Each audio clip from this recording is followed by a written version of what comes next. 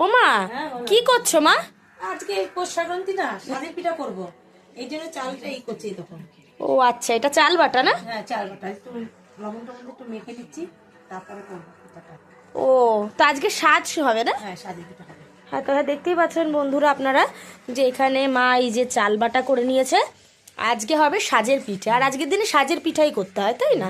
হ্যাঁ, সাজের পিঠে তো ঠিক আছে। দেখতে পাচ্ছেন গোলাটা হয়ে গেছে, এরপর সাজের পিঠাটা ভাজা আপনাদের সাথে শেয়ার করব। তার জন্য একটু দাঁড়িয়ে যান। ও মা, বলছি শুরু করে দিয়েছো? এই যে এক কুলা দিয়েছে দেখো। ও আচ্ছা, দিয়ে দিয়েছো। হ্যাঁ, এক কুলা দিয়ে দিয়েছে। তো দেখতেই পাচ্ছেন বন্ধুরা, দিয়ে দিয়েছে এই ব্যাপারটা। একটু হচ্ছে। হ্যাঁ, এখনো কাঁচা আছে একটু, আর একটু ভাববে, এটার জন্য ঢাকা দিয়ে দিল।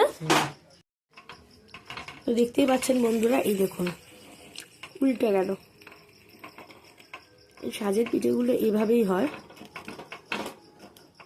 তা আপনাদের বাড়িতে কি কি পিঠেপুলি হচ্ছে সেটাও কিন্তু অবশ্যই কমেন্টে জানাবেন, আর আপনাদের কেমন লাগছে দেখুন ভিডিওটা সেটাও কিন্তু অবশ্যই জানাতে ভুলবেন। তাকাও মা একটু। আপনাদের যদি আমাদের ভিডিও ভালো লেগে থাকে তাহলে অবশ্যই আমাদেরকে সাপোর্ট করবেন। না যেটুকু, টাটা।